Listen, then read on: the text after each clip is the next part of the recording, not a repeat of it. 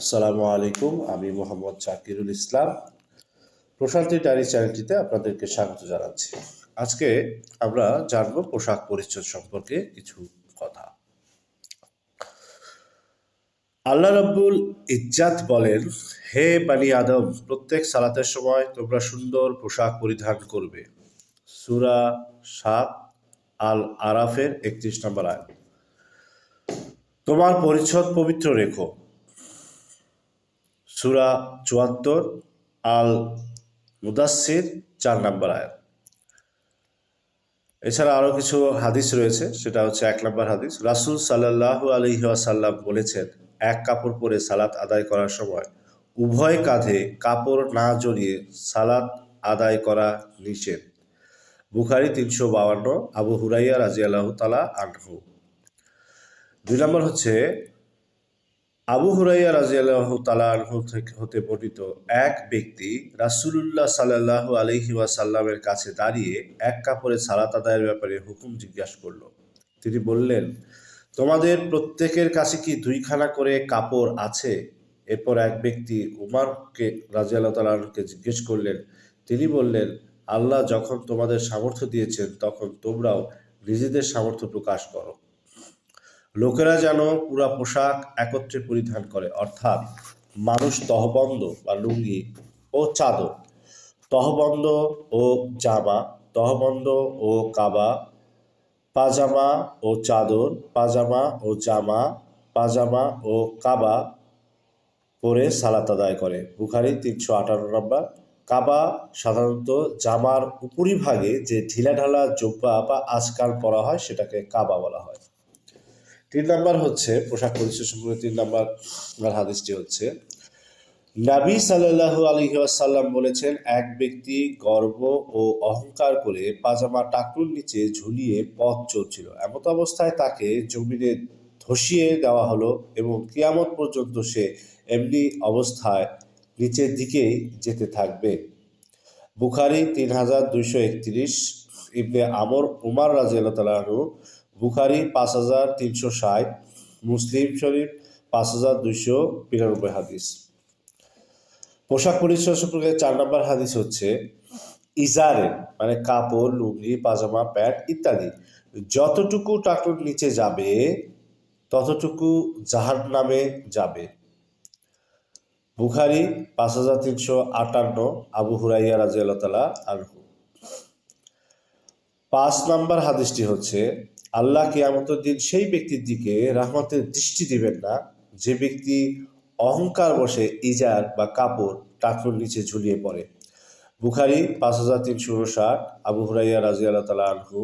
মুসলিম শরীফ ৫২৮৪, তিরমিজি ১৭৩৬ এবং ইবনে মাজাহ ৩৫৬৯।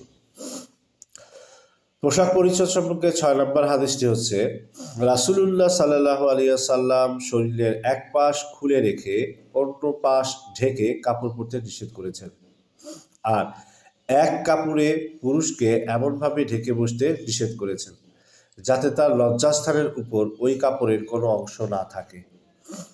বুখারী ৫৩৯২, আবু সাঈদ খুদরি রাদিয়াল্লাহু তাআলা আনহু হতে বর্ণিত। পোশাক পরিচ্ছদ সম্পর্কে ৭ নম্বর হাদিসটি হচ্ছে, আবু যার রাদিয়াল্লাহু তাআলা আনহু বলেছেন, ৩ ব্যক্তির সাথে কিয়ামতের দিবসে আল্লাহ তাআলা কথা বলবেন না, তাদের প্রতি তাকাবেন না, তাদের পবিত্র করবেন না, আর তাদের জন্য রয়েছে কঠোর শাস্তি। এরা হচ্ছে, যে ব্যক্তি টাকনুর নিচে ঝুলিয়ে কাপড় পরে, যে ব্যক্তি দান করে খোঁটা দেয় এবং যে ব্যক্তি মিথ্যা শপথের নামে পণ্য বিক্রি করে। মুসলিম ১৯৫, নাসাই ২৫৬৬। পোশাক পরিচ্ছদ সম্পর্কে ৮ নম্বর আয়াত, কোনো পুরুষ অপর পুরুষের সতরের দিকে তাকাবে না এবং কোনো মহিলা অপর মহিলার সতরের দিকে তাকাবেন না। কোনো পুরুষ অপর পুরুষের সাথে এক কাপড়ের নিচে শয়ন করবেন না এবং কোনো মহিলা অপর মহিলার সাথে একই কাপড়ের নিচে শয়ন করবেন না। মুসলিম শরীফ ৬৫৯, আবু সাঈদ খুদরি রাদিয়াল্লাহু তাআলা আনহু। পোশাক পরিচ্ছদ সম্পর্কে ৯ নম্বর হাদিস, মুয়াবিয়া ইবনে সুয়াইদ ইবনে মুকারিন রাদিয়াল্লাহু তাআলা আনহু বলেছেন, রাসূল সাল্লাল্লাহু আলাইহি ওয়াসাল্লাম আমাদেরকে স্বর্ণের আংটি ব্যবহার করা, রূপার পাত্রে পান করা, মায়াসির বা এক জাতীয় নরম রেশমি কাপড় ও কাচ্ছি রেশম মিশ্রিত এক জাতীয় মিশরীয় কাপড় ব্যবহার করা এবং মিহি রেশমি কাপড়, মোটা রেশমি বস্ত্র ও খাঁটি রেশমি কাপড় পরিধান করতে নিষেধ করেছেন। মুসলিম 5215 নম্বর হাদিস এবং বুখারী 5406 ও 5431 নম্বর হাদিস। পোশাক পরিচ্ছদ সম্পর্কে 10 নম্বর হাদিস।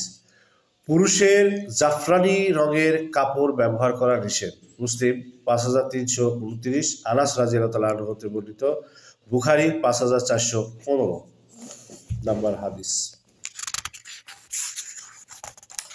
পোশাক পরিচ্ছদ সম্পর্কে 11 নম্বর হাদিস।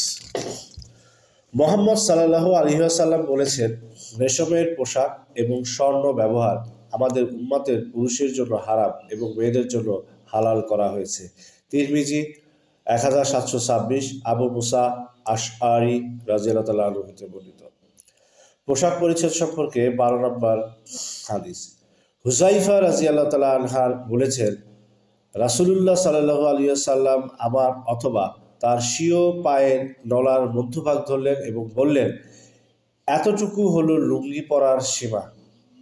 হুযায়ফা রাদিয়াল্লাহু আনহু, লুঙ্গি পরার সীমা। হুযায়ফা রাদিয়াল্লাহু আনহু বলেছেন, রাসূলুল্লাহ সাল্লাল্লাহু আলাইহি ওয়াসাল্লাম আমার অথবা তার স্বীয় পায়ের নলার মধ্যভাগ ধরলেন এবং বললেন, এতটুকু হলো লুঙ্গি পরার সীমা। যদি তা না মানা হয় তাহলে আরো একটু নিচ পর্যন্ত তা পড়তে পারো। তাও যদি না মানো তাহলে গোড়ালির এই হাড্ডি বা টাকনুতে লুঙ্গি পরার কোনো হক নেই। তিরমিজি 1790 নম্বর হাদিস এবং ইবনে মাজাহ 3573 নম্বর হাদিস। পোশাক পরিচ্ছদ সম্পর্কে 13 নম্বর হাদিস। যে ব্যক্তি দুনিয়ায় রেশমি কাপড় পরিধান করবে, পরকালে সে তা পরতে পারবে না। তিরমিজি 2817 নম্বর হাদিস। ইবনে উমর রাদিয়াল্লাহু আনহু থেকে বর্ণিত, বুখারী 5403 নম্বর হাদিস। পোশাক পরিচ্ছদ সম্পর্কে 14 নম্বর হাদিস।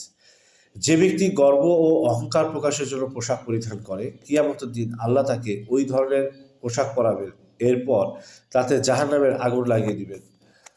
আবু দাউদ 3987 নম্বর হাদিস। ইবনে উমর রাদিয়াল্লাহু আনহু হতে বর্ণিত। 15 নম্বর পোশাক পরিচ্ছদ সম্পর্কে 15 নম্বর হাদিস হচ্ছে ইবনে আব্বাস রাদিয়াল্লাহু আনহু হতে বর্ণিত, রাসূলুল্লাহ সাল্লাল্লাহু আলাইহি ওয়াসাল্লাম বলেছেন, তোমরা সাদা কাপড় ব্যবহার করবে, কেননা তা উত্তম, এবং মৃতদের সাদা কাপড় দিয়ে দিবে। আবু দাউদ 4017, তিরমিজি 2810। 16 নম্বর আয়াত হচ্ছে, নবী সাল্লাল্লাহু আলাইহি ওয়াসাল্লাম মহিলাদের পোশাক পরিধানকারী পুরুষের এবং পুরুষদের পোশাক পরিধানকারীর মহিলাদের উপর লানত করেছেন। আবু দাউদ 4054 নম্বর হাদিস। আবু হুরায়রা রাদিয়াল্লাহু আনহু হতে বর্ণিত এবং বুখারী 5452 নম্বর হাদিস। পোশাক পরিচ্ছদ সম্পর্কে 17 নম্বর হাদিস। আবু হুরায়রা রাদিয়াল্লাহু আনহু বলেছেন, রাসূল সাল্লাল্লাহু আলাইহি ওয়াসাল্লাম 2 ধরনের পোশাক পরতে নিষেধ করেছেন। প্রথমত, শরীরের সাথে কাপড় এমনভাবে লেপ্টে থাকে যাতে শরীরের ভাঁজ দেখা যায়। দ্বিতীয়ত, এমনভাবে কাপড় পরা যাতে সতর খোলা থাকে, অর্থাৎ লজ্জাস্থান প্রকাশ পায়। ইবনে মাজাহ 3560 নম্বর হাদিস। 3560 নম্বর হাদিস। পোশাক পরিচ্ছদ সম্পর্কে 18তম হাদিস। জুতা পরার সময় ডান পা থেকে শুরু করবে এবং খোলার সময় বাম পায়ের জুতা আগে খুলতে হবে। ইবনে মাজাহ 3616 নম্বর হাদিস। আবু হুরায়রা রাদিয়াল্লাহু আনহু হতে বর্ণিত, বুখারী 5423 নম্বর হাদিস এবং 5424 নম্বর হাদিস। পোশাক পরিচ্ছদ সম্পর্কে 19তম হাদিস। মুহাম্মদ সাল্লাল্লাহু আলাইহি ওয়াসাল্লাম জুতা পরা, চুল আঁচড়ানো এবং পবিত্রতা অর্জন করা তথা প্রত্যেক কাজেই ডান দিক থেকে শুরু করতেন। বুখারী 169 নম্বর হাদিস, আয়েশা রাদিয়াল্লাহু আনহা থেকে বর্ণিত। পোশাক পরিচ্ছদ সম্পর্কে 20তম হাদিস। সালাতের সময় কাপড় যদি লম্বা থাকে তাহলে শরীরে জড়িয়ে পড়তে, আর যদি খাটো হয় তাহলে তহবদ্ধ রূপে ব্যবহার করতে হবে। বুখারী 354 নম্বর হাদিস। সাইদ ইবনে হারিস রাদিয়াল্লাহু আনহু থেকে বর্ণিত। 21 নম্বর হাদিস পোশাক পরিচ্ছদ সম্পর্কে। আব্দুল্লাহ ইবনে বুরাইদা রাদিয়াল্লাহু তাআলা আনহু হতে বর্ণিত, রাসূল সাল্লাল্লাহু আলাইহি ওয়াসাল্লাম এক বস্ত্র পরিধান করে সালাত আদায় করতে নিষেধ করেছেন যা শরীর আবৃত করে না। অপরপক্ষে তিনি চাদরবিহীন অবস্থায় কেবল পায়জামা বা লুঙ্গি পরিধান করে সালাত আদায় করতেও নিষেধ করেছেন। আবু দাউদ 638 নম্বর হাদিস এবং 636 নম্বর হাদিস। পোশাক পরিচ্ছদ সম্পর্কে 22তম হাদিস। মুহাম্মদ সাল্লাল্লাহু আলাইহি ওয়াসাল্লাম বলেছেন, একজন মুসলিমের পায়জামা পায়ের গোছার অর্ধেক হয়ে থাকে, তবে তা পায়ের গিরা পর্যন্ত হলেও তাতে কোনো ক্ষতি নেই এবং পাপ নেই। অবশ্য এর নিচ পর্যন্ত হলে সে জাহান্নামে যাবে। আর যে ব্যক্তি অহংকার করে নিজের পায়জামা ঝুলিয়ে পড়বে, কিয়ামতের দিন আল্লাহ তার প্রতি রহমতের দৃষ্টিতে তাকাবেন না। আবু দাউদ 4049তম হাদিস। পোশাক পরিচ্ছদ সম্পর্কে 23তম হাদিস। আয়েশা রাদিয়াল্লাহু আনহার হতে বর্ণিত, নবী সাল্লাল্লাহু আলাইহি ওয়াসাল্লাম বলেছেন, প্রাপ্তবয়স্ক মহিলারা ওড়না ছাড়া সালাত বা নামাজ আদায় করলে তা আল্লাহর কাছে কবুল হবে না। বুখারী 365 নম্বর হাদিস, আবু দাউদ 641 নম্বর হাদিস। পোশাক পরিচ্ছদ সম্পর্কে 24তম হাদিস। একদা নবী সাল্লাল্লাহু আলাইহি ওয়াসাল্লাম একটি নকশা করা চাদর পরিধান করে সালাত আদায় করলেন। সালাত শেষে তিনি বললেন, এ চাদরের কারুকার্য আমার মনকে নিবিষ্ট করে রেখেছিল। এটি আবু জাহমের নিকট ফিরিয়ে দাও এবং এর পরিবর্তে একটি নকশাবিহীন চাদর নিয়ে এসো। বুখারী 714 নম্বর আর হাদিস। আয়েশা রাদিয়াল্লাহু আনহা।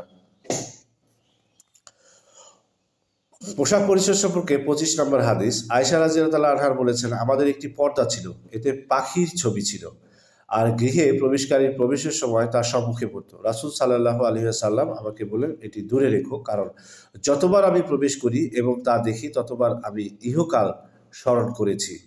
মুসলিম 5342তম হাদিস। পোশাক পরিচ্ছদ সম্পর্কে 26তম হাদিস। আয়েশা রাদিয়াল্লাহু আনহার বলেছেন, একদা নবী সাল্লাল্লাহু আলাইহি ওয়াসাল্লাম আমার নিকট হুজরায় আসলেন। সে সময় আমি একটি মসলিন বস্ত্রের পর্দা লাগিয়ে রেখেছিলাম, যাতে কোনো ছবি ছিল, যার দারুণ তার চেহারা বিমর্ষ হয়ে গেল। অতঃপর তিনি পর্দাটি হাতে নিয়ে তা ছিঁড়ে ফেললেন। তারপরে বললেন, কিয়ামতের দিবসে ভয়ঙ্কর শাস্তি ভোগকারী ব্যক্তিদের মধ্যে ওরাও থাকবে যারা আল্লাহর সৃষ্টির সাথে তুলনা কার্যে অগ্রসর হয়।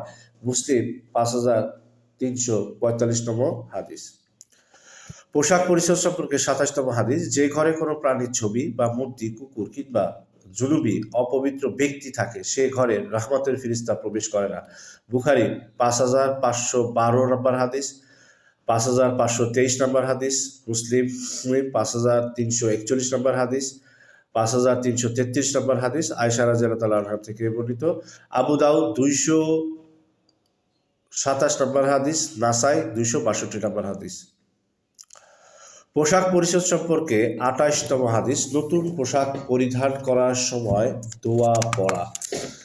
দোয়াটি হচ্ছে, আল্লাহুম্মা লাকাল হামদু আনতা কাসাউতানিহি আসআলুকা বিন খাইরিহি ওয়া খাইরি মা সুনিয়া লাহু ওয়া আউযু বিকা মিন শাররিহি ওয়া শাররিহি মা সুনি আল্লাহু। আবু দাউদ 3979 নম্বর হাদিস, তিরমিজি 1773তম হাদিস। যার অর্থ হচ্ছে, হে আল্লাহ, তোমার জন্য সমস্ত প্রশংসা, তুমি আমাকে এটি পরিধান করিয়েছ যে কারণে এটি তৈরি করা হয়েছে, এবং এর মধ্যে যে কল্যাণ নিহিত রয়েছে, আমি তোমার কাছ থেকে সেই মঙ্গল চাই, এবং যে খারাপই হতে মুক্ত থাকার জন্য এটি তৈরি করা হয়েছে তা থেকেও পানাহ চাই। নতুন পোশাক পরার দোয়াটি আরো একবার বলছি। আল্লাহুম্মা লাকাল হামদু আনতা কাসাউতানিহি আসআলুকা মিন খাইরিহি ওয়া খাইরি মা সুনি আল্লাহু ওয়া আউযু বিকা মিন শাররিহি ওয়া শাররি মা সুনি আল্লাহু। প্রশ্নোত্তর ডায়েরি চ্যানেলটিতে এই রাসূলুল্লাহ সাল্লাল্লাহু আলাইহি সাল্লামের এর হাদিস সম্পর্কে, পোশাক পরিচ্ছদ সম্পর্কে, রাসূল সাল্লাল্লাহু আলাইহি ওয়াসাল্লাম হাদিস সম্পর্কে আপনাদের কোনটি ভালো লেগেছে তা অবশ্যই আমাদেরকে কমেন্ট করে জানাবেন।